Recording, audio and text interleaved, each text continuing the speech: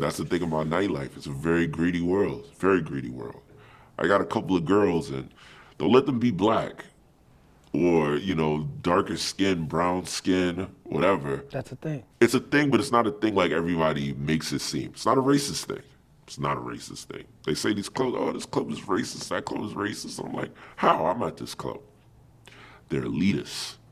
And the thing about being elitist is that when you feel like you are among the elite, you get to pick and choose what you want.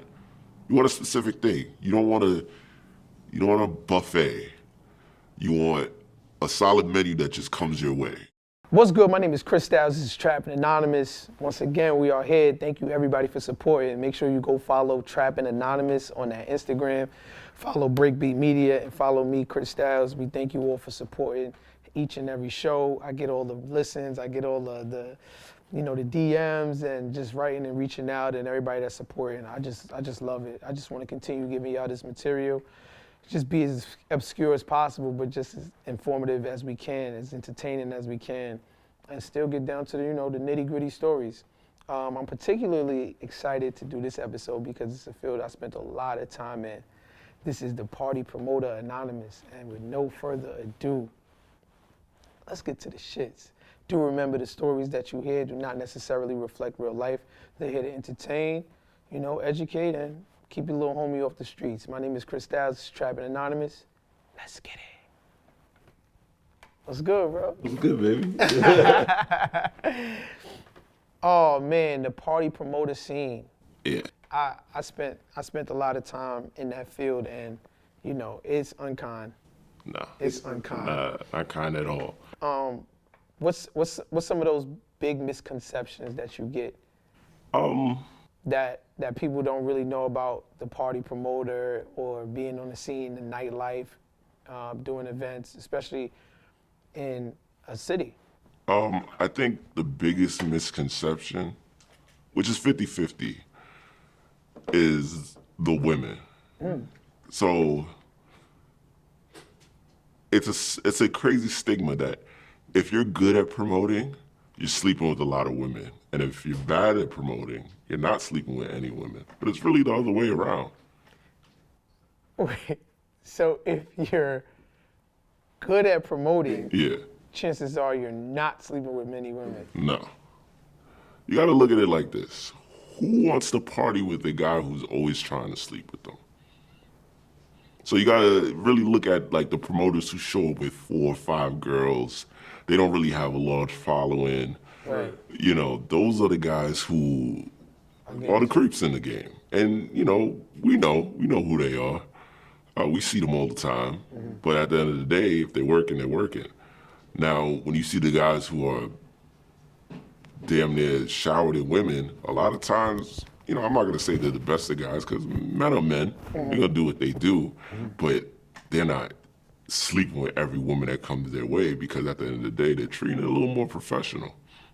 So I think that's like the biggest misconception. How do you become a professional promoter? Honestly, there really isn't no answer for that. You gotta wake up one day and just say, hey, I like parties and this is what I wanna do. Like there's no path that leads you there, A lot of people think like, oh, like they always ask me, how'd you start? And really, I just started promoting parties. I threw parties with my friends one day and I just didn't stop. Yeah. Didn't go. And then what happened was one year, when it was a recession, I was working a regular job, but party promoting, I was starting to make like $2,000 a week off of just doing 2-3 parties. You can make $2,000 a week? No. This was a long time ago. Oh, okay. Yeah, that isn't now. Party promoting is not. It's not that. I used to, I used to really make bank. And then I got fired from my job. When I got fired from my job, like I said, it was during the recession. And during that time, they had this thing where they were giving out unemployment for an extended period. So I got fired from my job, applied for unemployment, ended up getting unemployment for 2 years because I had to go to court because they tried to sue me, but I won because they wrongfully fired me. Wow. So I ended up getting unemployment for 2 years, and that was the cushion that kind of led me into being a full-time promoter. Because in the beginning, there were situations, I was making $2,000 a week, but there was a lot of situations where I was eating shit. Like that's a lot of what a lot of promoters don't talk about. They make it seem like they always making money, and you don't make money until you're just like doing parties and not making any money. I remember, I was working at One Oak, and I was literally working there for a year, and I made $0. It's the hottest club in the city. Yeah, you would think that, but because they're the hottest club, see, that's another thing about these clubs. If they don't, if they don't, if they can have you work and not pay you, they will have you work and not pay you. I mean, there's no fair game with clubs. Like, you get what you negotiate, and that's it. I was talking to you earlier, and you told me you better be lucky if the Hennessy you're drinking is Hennessy. Oh yeah, that's another grimy side of the club. Like, I've been in clubs where I've accidentally walked in the back and the bar back was pouring like some, off-brand cognac What? into a Henny bottle. I think the wildest concoction I've ever seen, they were like, I don't know if it was like, what's a crazy cognac, like E&J? Yeah, like I think they were mixing like E&J with like coconut Malibu rum. What? Yeah, to give it that Henny flavor. What? So now you got to look at it like this. The reason why they're able to get away with that is because you got these young promoters. They're happy if they feel like they're getting a premium bottle, because really what you want to give a promoter is house liquor. You don't want to pay that cost. Why would I give you this $70 bottle that I could sell for $400, $500, $600 for free, so you could feed girls and probably some of your boys who ain't spending no money, they're not going to the bar. Yeah. So now I'm eating at my profits if I'm a club owner. So a lot of these club owners say, you know what? We're going to give you the look because that's what you are seeking. That's what you desire. That's what's going to make you work harder. And that's what's going to make you look good to bring more people to my club. And if you're a promoter with a table full of girls and you feed them Hennessy, I've seen it done with Grey Goose, I've seen it done with Ciroc, all these, premium liquors, you look cool. The girls with you think you're cool. Now I can sell the table next to you for $1,500, $2,500, $3,000 because you got all these girls, and the guys who are spending money on this real liquor gonna want to be next to you and all these girls. And how much are you making on that night, on the average night? But see, that goes back to what I say. A lot of promoters don't understand that they gotta eat shit to get to even that point. It's as crazy as it might sound, you kind of gotta build your way up to the fake alcohol. Wow. And that sounds crazy, but You have to build your way up to the E&J and Malibu. yeah, exactly. So, yeah, you got to build your way up to that. I can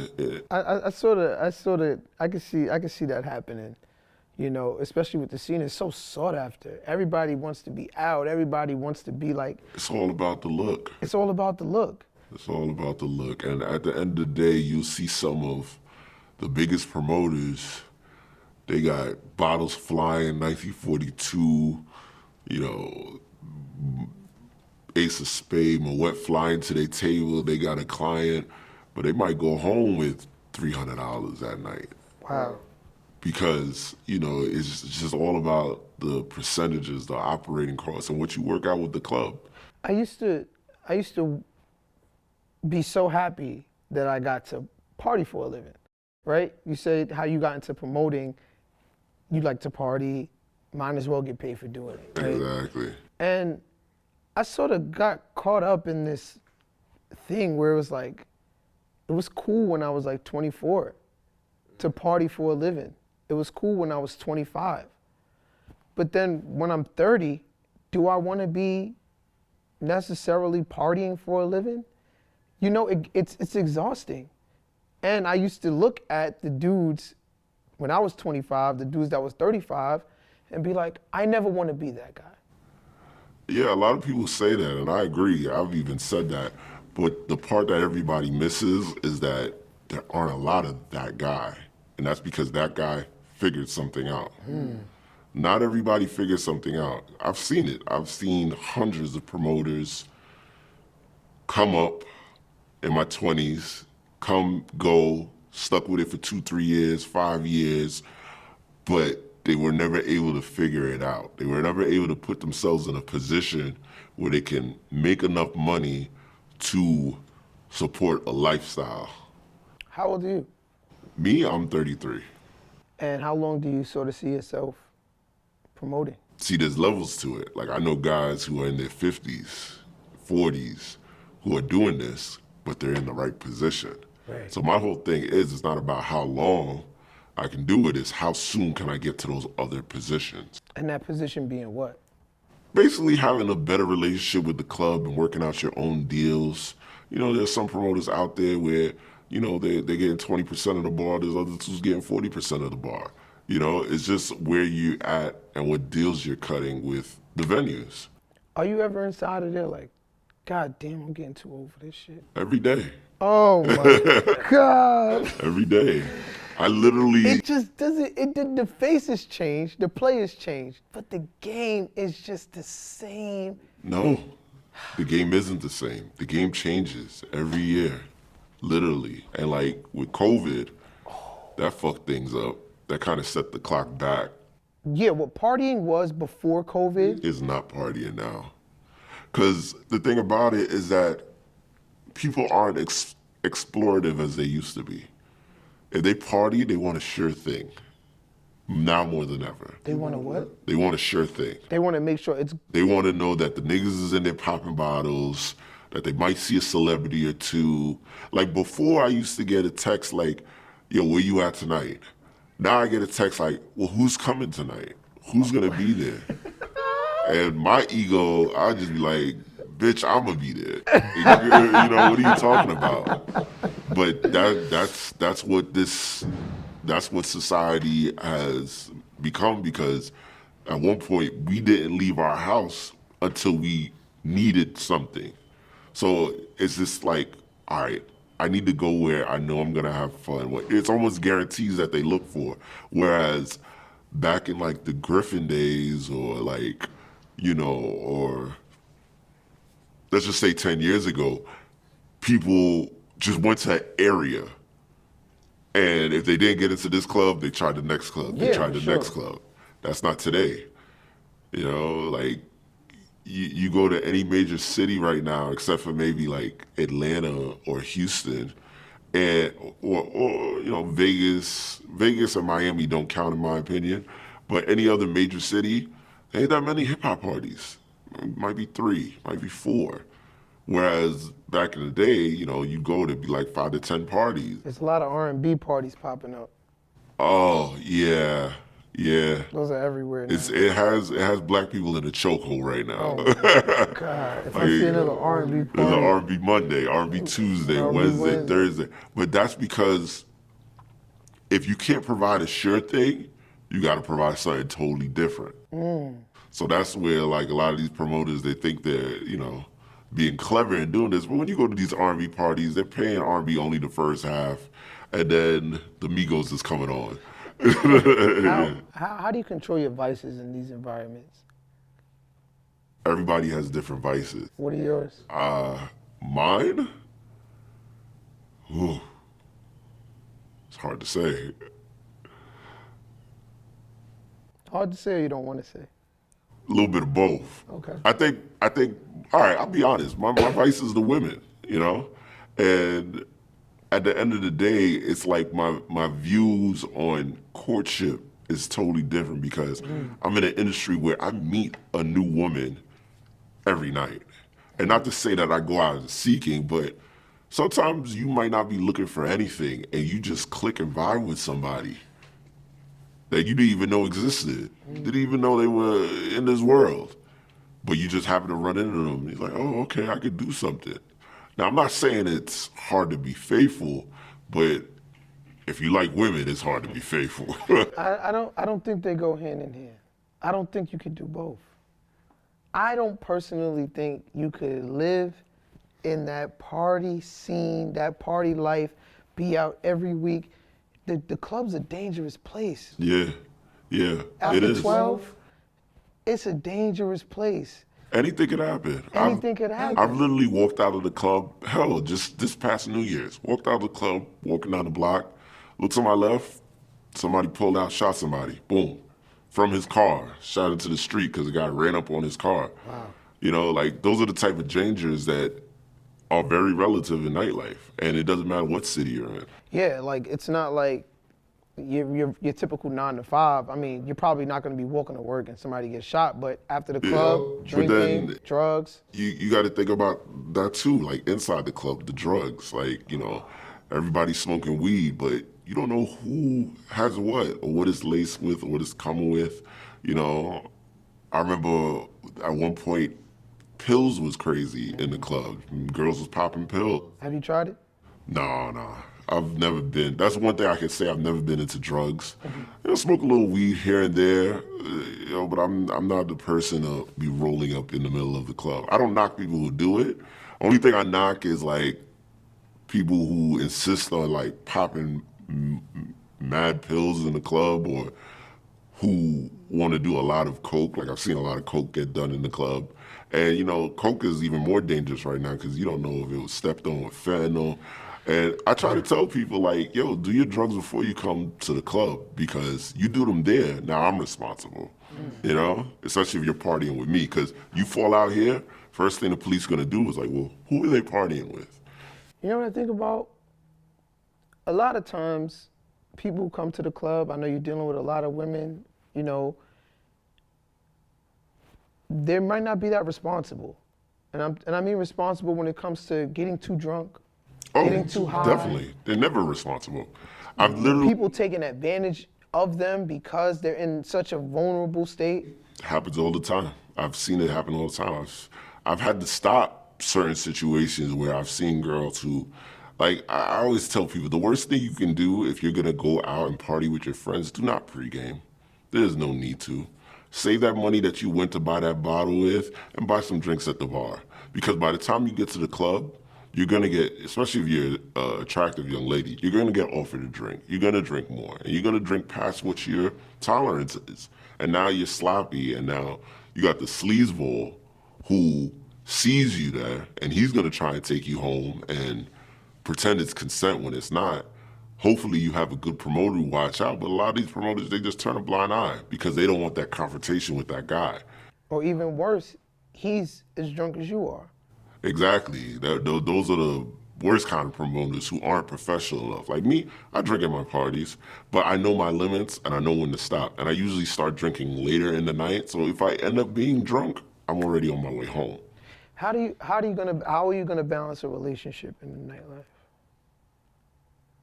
How many times has infidelity crippled your relationship?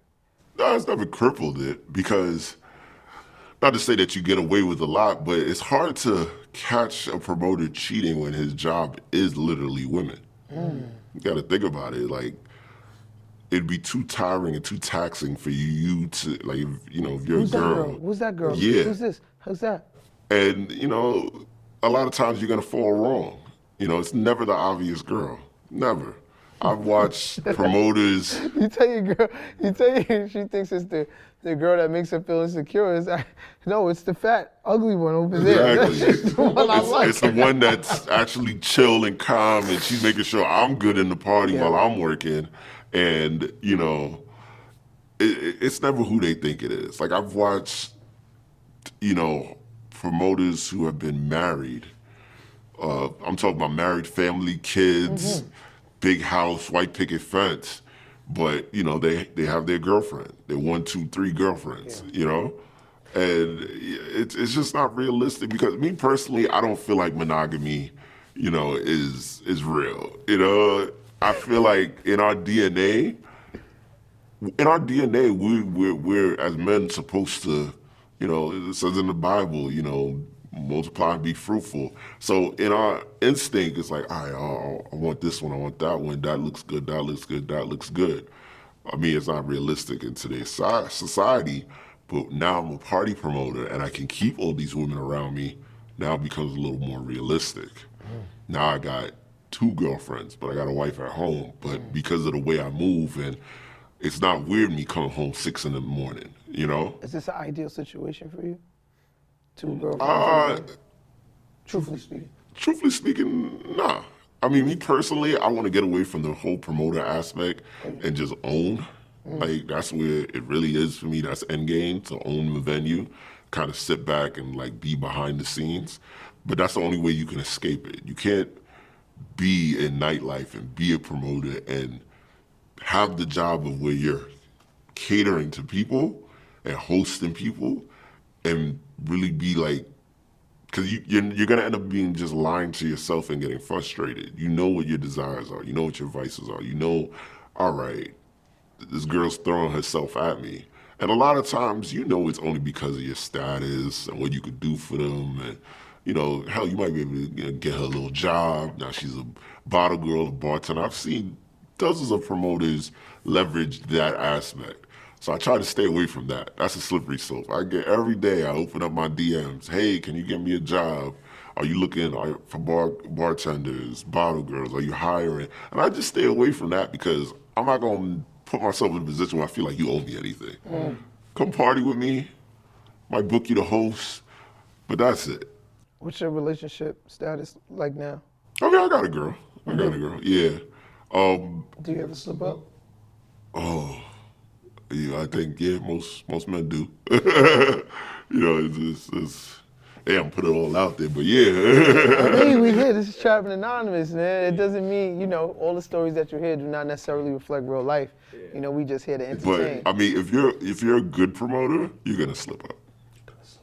If you're a bad promoter, a lot of times you're not, because you're so focused on your relationship, you can't do your job. Because the one thing about being a promoter is that, you know, you're with a group of girls and you're their boyfriend for the night. You take care of them. You take care of them, you make sure they're good. And it's one of those, I call it it's the male version of being a stripper. Because some guys, they go to a strip club and they're, you know, they think the stripper's falling in love with them, and now they want to give them all their money and like, yo, can I take you out? Can we do this? Can we do that? On the flip side, you get these women who's like, oh my God, he's so nice, he's so sweet. I'm not getting this kind of attention in my daily life. Maybe this is something else. Not realizing that he's just doing the job. His job is to make you happy, not for his sake, but hopefully to pass you off to his client who's sitting next to him or one of his boys. Like, it's a bigger picture. Yeah. But they don't realize that because that's, one, not talked about, it's kind of taboo, and that's not something a lot of promoters want to give away. Growing up, were you sort of the it guy, or do you think that this is like something you grown into in your later years? For me personally, I was always like a popular guy. You know, I always had friends. I wouldn't say I was Mr. Cool. Even when I started promoting, like when I first started promoting, it was all about logistics. I was the guy who was making sure we got paid. I was the guy who was getting the spots. I was the guy who, you know, organized the party. Sometimes I'd be the cashier, you know, things of that nature. It wasn't until like maybe like 3-4 years into it that I realized like I could make more money doing less work by just concentrating on the look, the hosting aspect. So when that happened, I realized, oh, I gotta be Mr. Cool. Because how am I gonna be able to demand a certain amount of money without, you know, one, being laughed at, and two, actually getting it. So that's when I kind of developed my persona as, all right, he's the guy with the chicks. But how do you become the guy with the chicks? You gotta have some sort of cool factor. So, you start dressing a certain way, you start looking cleaner, and, you know, you gotta keep up with the trends also. I mean, there was one point where, you know, you went to the club, you were wearing a blazer, you were wearing a collared shirt. That went out very quickly, at least in my time. I dedicated to like, all right, well, are you wearing the trendy stuff? Do you have on off-white? Do you look half homeless? But that's cool. You know, you got the oversized clothes. Now it's like, all right, are you rocking Dior and Gucci and Fendi? You know, like the times have changed. So it's like, it's hard being the cool guy, honestly. So I can never say, I doubt anybody was the cool guy in high school and decided to promote. That never happens.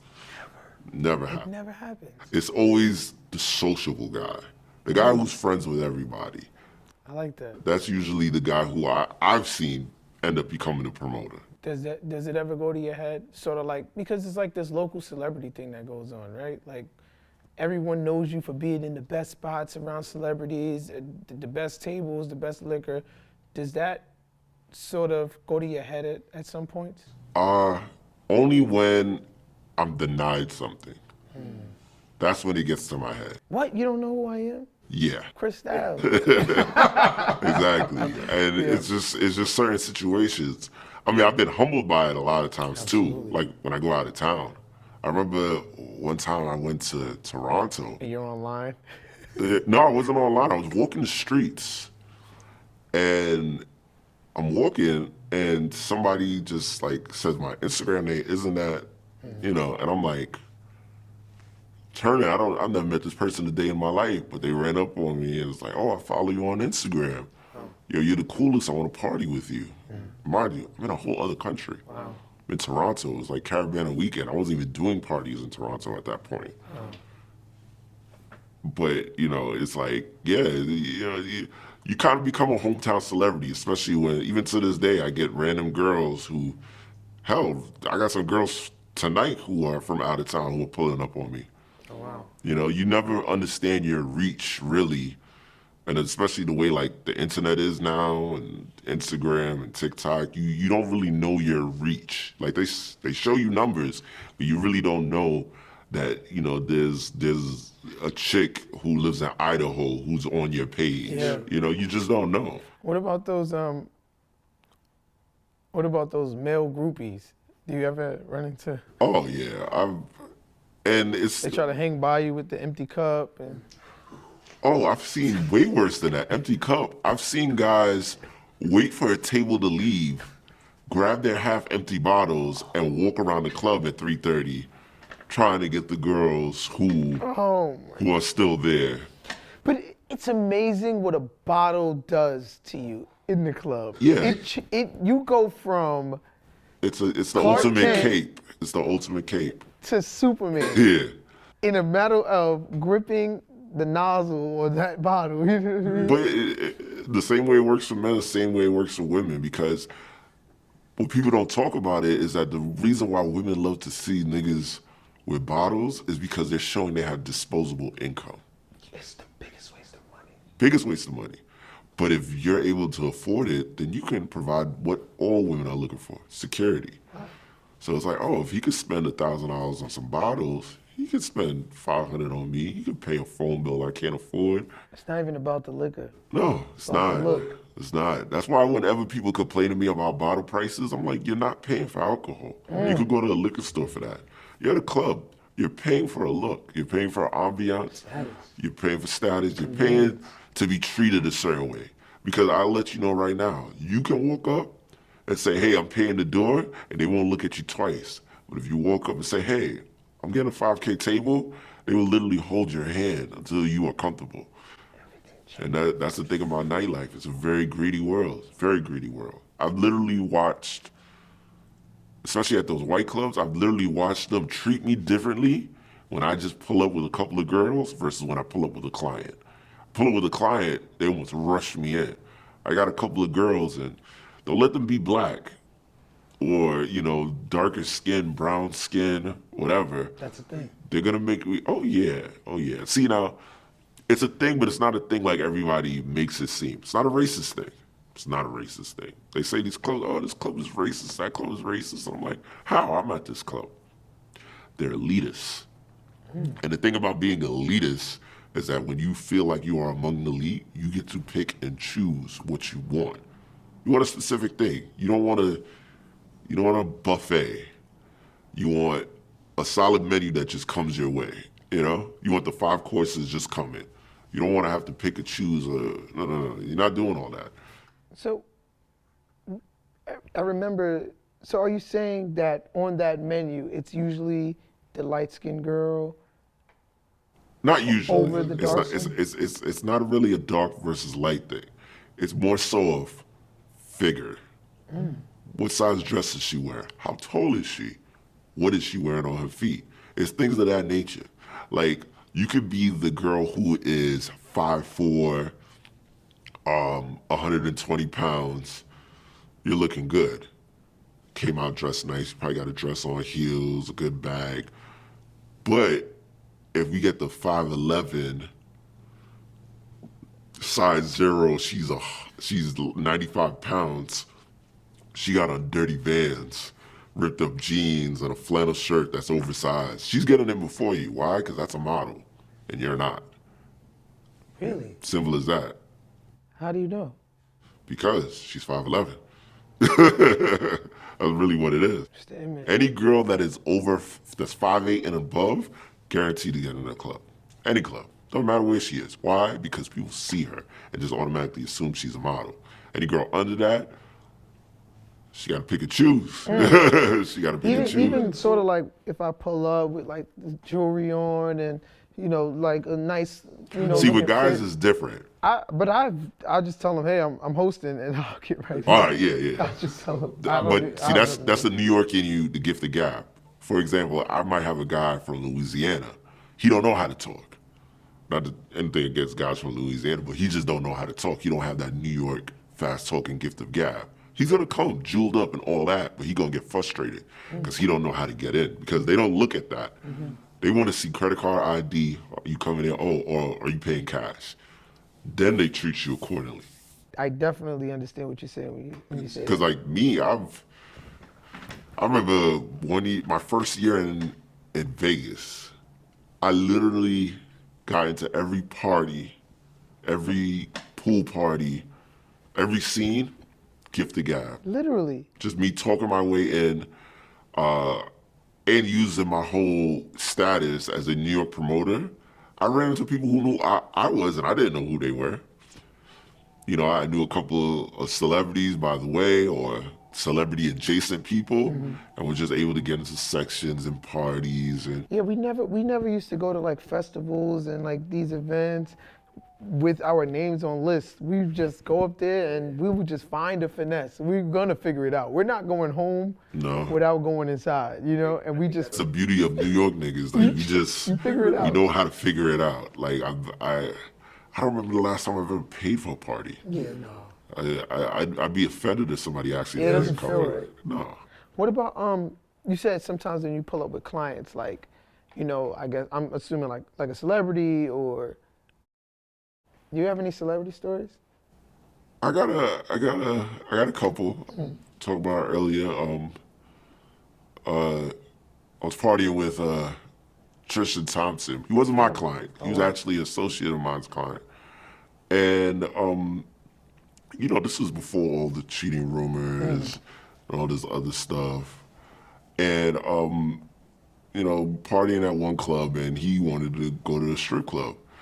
So we ended up deciding to hop in a Suburban, get a strip club, and you know, one thing led to another. There was a young lady who joined our party, and she was in the back seat on his lap, making out with him. And in my head, I was just like, you don't know who I am. Yeah. Like, you just met me. Yeah. I doubt you know a couple of these people in this car. This is kind of a little reckless. And when I saw that, it kind of was my first introduction that, one, especially athletes, are regular people, you know, and also that they live in a kind of bubble that they don't realize they're celebrities sometimes. Really? Yeah, like I've seen it with a couple of like artists who just like, you know, you get to a certain point where you realize you're a celebrity and you don't play around with that. Like I've seen it happen with, you know, Future. You know, I've seen it happen with Tiana Taylor. I've seen it happen with, you know, like Diddy. Like I've been in parties with Diddy. He don't play around with his celebrity. You can't get close to him, you know? But then I've seen other people playing around with it, and it's just like, what are you doing? Like, you're you. this could go very bad. Sometimes you're in those moments and you know the liquor is there, you know, maybe you're smoking or Oh doing yeah. Oh, drugs. I once had to not break up, but kind of stop a fight from happening with J.R. Smith and a random club goer. Like a random club goer. Didn't know who J.R. was. This is when he was Henny J.R. And he had a bottle of Henny in his hand. And I guess the guy pushed past him or something. And it just, if I didn't like just get in between and just simply asking like, yo, you good? Yo, you good, bro? It could have went left, you know? Granted, he's not that guy anymore, Right. but, you know, at that time, you're thinking like, yo, you're playing for the Knicks, you know, you're a star player, what are you doing, you know? Is this life sustainable? What part of it? Is the promoter life, is it a sustainable life? It has its ups and downs. There've been years where I've made 150K one year. You know, niggas aren't getting that in normal jobs. But then there've been years where I've made 50K, 30K, you know? It's all about how you spend your money and how you build like what I like to call social currency. You know, and my social currency could get me a free dinner over here, or I can, you know, get a free ride over here, or I can, you know, have the relationships where I could call a girl up, hey, yo, you made something, you cooking, like, you know, I can have that kind of either intimate or just platonic relationship with somebody. So like, that's the whole thing. Like, if you're not building that social currency, it's hard to get far in this, because if you're always thinking about the money first, you won't get far. What about when you have kids? You have kids? Nah. What about when you have kids one day and you're raising a family? Do you think that you could still, you know, Not as just a solely a promoter. You could do it, but like I know guys who do it, who have kids, raise kids, are great fathers, amazing fathers. That I don't think nightlife will ever take away from you raising your children, but it will take away from you having a family. You know, you got to make that decision. Like, you know, what's more important? Because it's like, am I gonna go out on a Tuesday night and I'm gonna get drunk and be hungover and miss the recital tomorrow? Like, it's certain shit like that. So you just got to make the decision. It's not impossible though. I've seen people do it. You know. What about like healthcare and stuff like that? Do you? Oh, you're shit out of luck. There's no, there's no healthcare. There's no 401k. And it's like the most reckless way to live, and there's just nothing. But you got to know how to invest. Like, that's what I do. I invest a lot of my money. I got a Roth IRA. I got, Wow. And then the thing about it is that, you're making a lot of this money off the books. So don't be ashamed. Go get that Medicaid. Half the time you already not going to the doctor, but at least you have something in case the worst case scenario happens, Do you have the women that offer sex for entry or for a bottle or a section? Do you have those women that? No. See, that's the thing. With the women who offer sex, it isn't for an exact thing. They're offering sex for a broad thing. They want access. That's all it is. It's all about access. I'm in a position with you now that when I do want those things, it's not a problem. You're there to take care of me. So I'm not going to ask for nothing right here, but I'm going to give you what you want because I enjoy this access. I enjoy not waiting on line. I enjoy being on the section.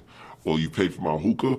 Good. Like, it's just that comfortability. That's what nightlife has become. Maybe back in the day it was like, oh, I give them a little, I get a bottle or something. But now it's just about, I'm with the lit nigga.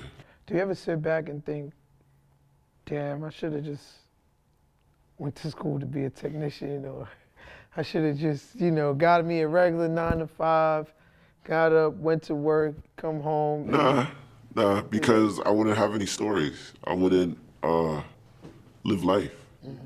Like there are times where I'm like, I got friends and colleagues who, maybe a little further than me in life because they have a stable job, and I get it, but it's like, I know what a job feels like. I've had jobs. I haven't had many, but I've had jobs, and I just know how bored I get, how stagnant it can become. And it's just like, I just didn't want that life, Because like my whole thing is that I never want to trade time for money. And that's what nightlife has been able to let me do. Like, granted, it's a lot of work. Don't get it twisted. Like, I gotta be on top of people, and the party don't start at 11 for me. It starts at 7, 6 in the afternoon. That's when the party starts for me, because I'm getting everything together for the night. But I only gotta leave my house for 4 hours. It's the safest thing ever, if you really think about it. Yeah. You ever met a faithful promoter? I mean, I'm on my business. Yeah, so I can't really say I have. I mean, I know promoter. You told me a story where, like, you know, he had a girl, and you know, he had to break it to her that he had a kid outside of her. Yeah, but the problem is he waited until the kid was 3. You know, things like that happen in the nightlife world, and it's so funny. I was talking to one of my boys.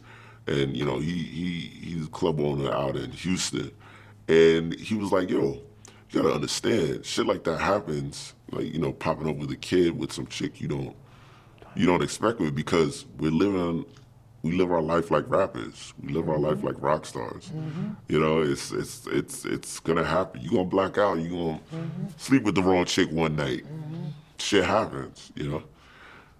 So, yeah. Any advice that you would give a young promoter coming up that want to kind of be in that life? If you're doing it for the money, don't do it. Because right now ain't the time for it. You gotta either have something else going on where nightlife kind of goes hand in hand with it. Like if you a rapper or a singer or you're a fashion designer. Something else. You gotta have something else going on. Because right now it's just whoever the dogs who are making the bread, they're making the bread and they're not trying to let you in. I'm one of those dogs. I'm not. Like, I'm not gonna, you know, take less money to give to you and you bring out 4 or 5 people. Like, it don't make sense to me. You gotta kind of eat shit, as I say, for a while and earn the respect of the community before, you know, we really, like, let you in. Because I don't care what anybody says, nightlife is a cult. You know, we're a very eclectic group. Like, we all know each other. We all recognize each other. We all know what each of us is capable of. So a lot of times, we don't work with certain people because we know, hey, yeah, no, you can't do what I need. Or I can do what you do. So why am I splitting bread with you? You know, you got to be bringing something different to the table. You know, and like me personally, it's hard for me to work with other promoters because what you going to do that I'm not already doing? You got to bring me something different. If you can't bring me something different, there's nothing I can do for you because I'm not about to, you know, take my, you know, $500 and split it down the middle to help you. Nah, I got bills. Ideally, what's a good age? I mean, I know you're 33 now. You know, you got a lady. Well, ideally, what's the age where you say, you know what, I can't come to the club on a Tuesday and turn up anymore. I can't do this. I don't feel like there is an age. Wow. I feel like it's really like how long you can keep it up. Because when you look at New York, you don't see a lot of old promoters, right? You go to Miami, you go to Vegas, a lot of old promoters. It's all about, are you elevating? Are you getting the bigger clients? Do you have the biggest celebs? Are you getting more of the money spent on you? It's not about time. It's about how much you're bringing in. Because at the end of the day, as you get older, you get a family, you got to support them. You just got to make more money. And the more money you make, the longer you can be in this nightlife thing. My name is Chris Styles. This is Trappin Anonymous. Let's get it.